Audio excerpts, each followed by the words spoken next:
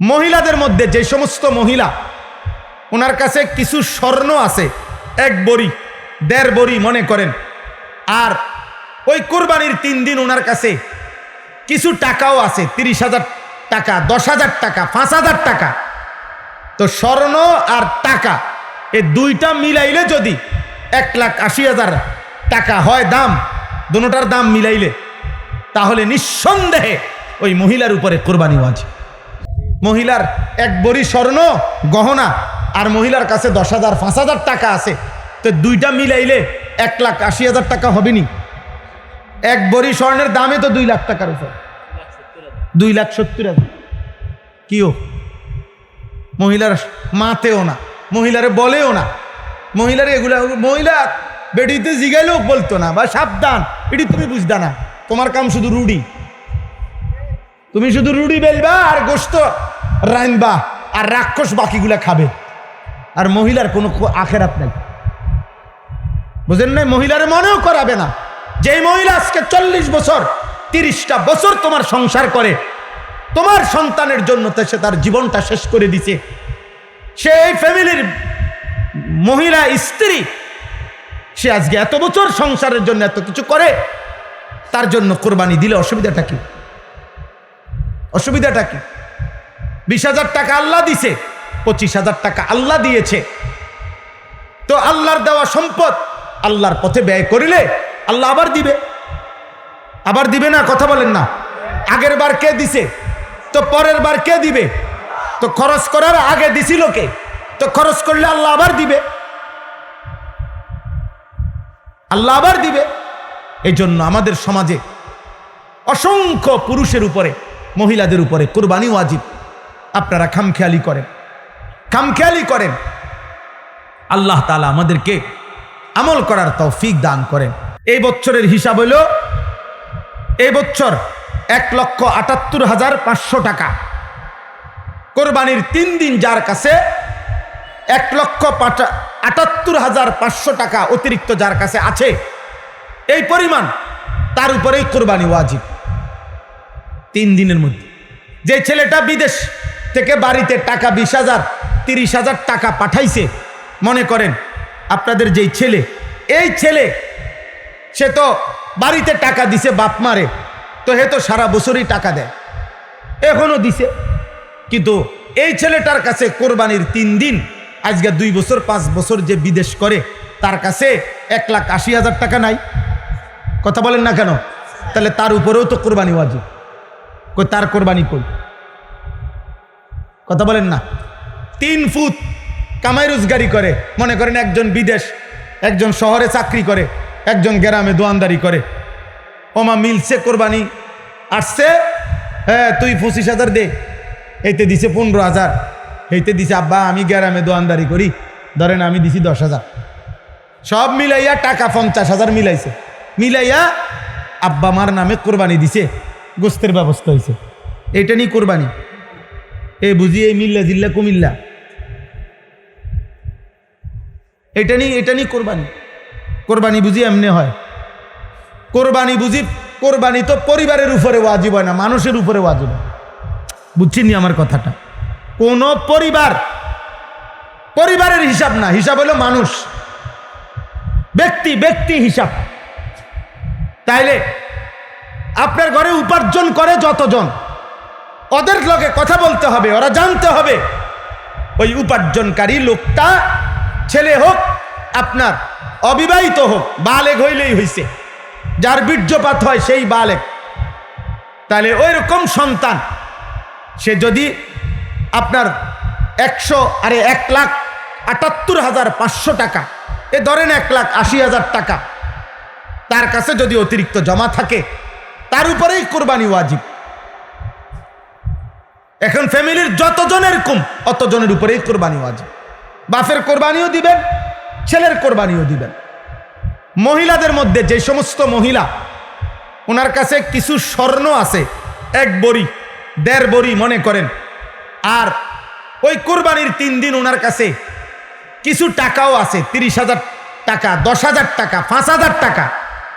তো স্বর্ণ আর টাকা এই দুইটা মিলাইলে যদি 1,80,000 টাকা হয় দাম, দুটোটার দাম মিলাইলে তাহলে নিঃসন্দেহে ওই মহিলার উপরে কোরবানি ওয়াজিব।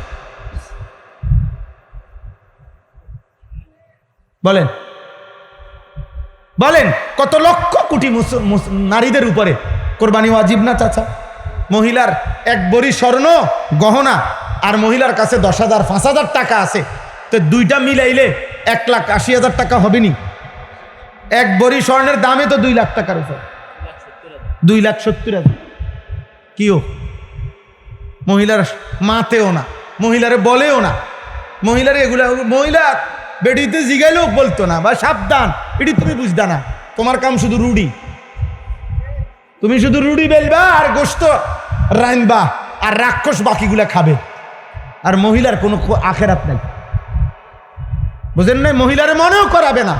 যেই মহিলা আজকে 40 বছর 30টা বছর তোমার সংসার করে, তোমার সন্তানের জন্য সে তার জীবনটা শেষ করে দিছে, সে এই ফ্যামিলির মহিলা স্ত্রী, সে আজকে এত বছর সংসারের জন্য এত কিছু করে, তার জন্য কোরবানি দিলে অসুবিধাটা কি? অসুবিধাটা কি? 20,000 টাকা আল্লাহ দিছে, 25,000 টাকা আল্লাহ দিয়েছে, তো আল্লাহর দেওয়া সম্পদ আল্লাহর পথে ব্যয় করিলে আল্লাহ আবার দিবে। আবার দিবে না? কথা বলেন না। আগের বার কে দিছে, তো পরের বার কে দিবে? তো খরচ করার আগে দিছিল কে? তো খরচ করলে আল্লাহ আবার দিবে, আল্লাহ আবার দিবে। এই জন্য আমাদের সমাজে অসংখ্য পুরুষের উপরে মহিলাদের উপরে কুরবানি ওয়াজিব। আপনারা খামখেয়ালি করেন, খামখেয়ালি করেন। আল্লাহ তাআলা আমাদেরকে আমল করার তৌফিক দান করেন। আমি এই শেষ কথা আমার এটা, কোরবানির মধ্যে আল্লাহ তাআলা বলছেন, বান্দা আমি শুধু 2টা জিনিস চাই। 1 নাম্বার জবানে আমার নাম, আমার জিকির। 2 নাম্বার দিলে তাকওয়া, আমি আল্লাহর ভয়, আমার ভালোবাসা। আমি তোমার থেকে 2টা নেব, জবানে আমার নাম শুনবো, দিলে আমি ভয় শুনবো, তাকওয়া।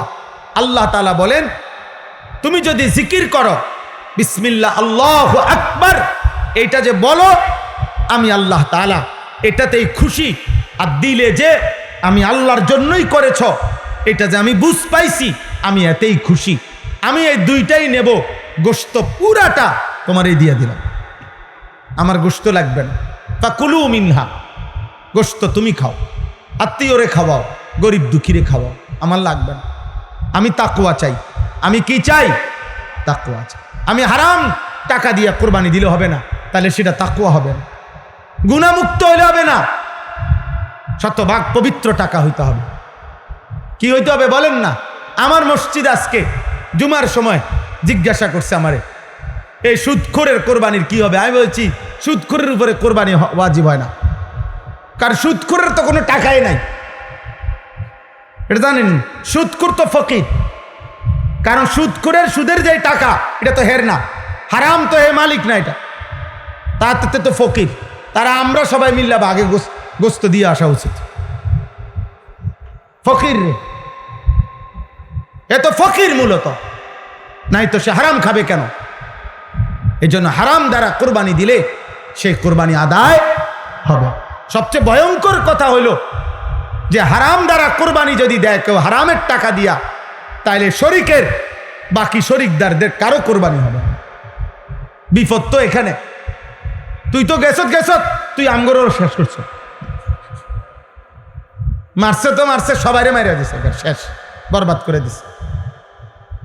এই জন্য সতর্ক থাকা চাই, সতর্ক থাকা। আল্লাহ আমাদেরকে হালাল উপার্জন থেকে কোরবানি করার তৌফিক দান করেন। আল্লাহ তাআলা পুরুষ নারী মা বোন আমাদের সকলকে বুঝে শুনে কোরবানি আদায় করার তৌফিক দান করেন। নবীজি সাল্লাল্লাহু আলাইহি সাল্লাম হযরতে ফাতেমা রাদিয়াল্লাহু তাআলা আনহাকে বলছেন, ফাতেমা মনে রেখো, কোরবানির প্রথম ফোঁটা রক্ত মাটিতে পড়বার সাথে সাথে আল্লাহ পিছনের সব গুনাহ মাফ করে দেয়। অনেক ফজিলত, অনেক ফজিলত, অনেক নেকি আব্বা, অনেক নেকি, অনেক নেকি। মহব্বতের সাথে ইনশাআল্লাহ কোরবানি আদায় করবেন। বলেন ইনশাআল্লাহ। কয়েকদিন নফল রোজা রাখার চেষ্টা করেন। কোরবানির আগের দিন পর্যন্ত 9 জিলহজ 9টা রোজা রাখা নবীজির মুবারক আমল।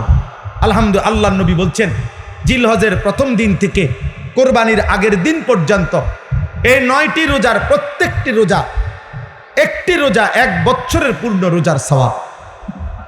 এই রাতগুলোতে ইবাদত করলে সবে কদরে ইবাদতের সওয়াব। আলহামদুলিল্লাহ, আমরা গত প্রথম দিন থেকে আজকে পর্যন্ত সবগুলো রোজা রাখছি আলহামদুলিল্লাহ। বাকিগুলো রাখার পূর্ণ ইরাদা আছে ইনশাআল্লাহ। নবীজি বলছেন 9 জিলহজ মানে কোরবানির আগের দিনের রোজা আপনারা সবাই চেষ্টা করবেন। বুধবারের রোজাটা আল্লাহ নবী বলছেন 9 জিলহজ রোজা রাখলে আল্লাহ তাআলা তার পিছনের 1 বছর, পরের 1 বছর, 2 বছরের গুনাহ মাফ করে দিন। মা বোনদেরকে বলবেন 9 জিলহজ বুধবার দিন সকালবেলা ফজরের নামাজের পর থেকে 5ম দিন বুধবার, বৃহস্পতিবার, শুক্রবার, শনিবার, রবিবার আসর পর্যন্ত তাকবীর পড়বেন। প্রত্যেক নামাজের পরে আল্লাহু আকবার, আল্লাহু আকবার, লা ইলাহা ইল্লাল্লাহু ওয়াল্লাহু আকবার, আল্লাহু আকবার, ওয়ালিল্লাহিল হামদ। 5 ওয়াক্ত নামাজের ফরজ সালাম ফিরাইয়া এই তাকবীর পড়া ওয়াজিব। তাকবীর পড়বেন, বলেন ইনশাআল্লাহ। তাই এনে একটা সুযোগ আছে, ছাড় আছে। যারা 5 ওয়াক্ত নামাজ পড়েন না আপনাদের পড়তে হবে না। না হে কই পড়বে? হে তো নামাজই পড়ে না, এই নাফরমান পড়বে কই? বোঝেন নাই কথা? বেনামাজি নাফরমান তুমি পড়তে হবে না। তুমি তাকবীর পড়বে কোন জায়গা? তুমি তো নামাজই পড়ো না। অতএব আগে কি সিদ্ধান্ত নেন? 5 ওয়াক্ত নামাজ পড়বো ইনশাআল্লাহ। আল্লাহ তাআলা আমাদেরকে তৌফিক দান করেন।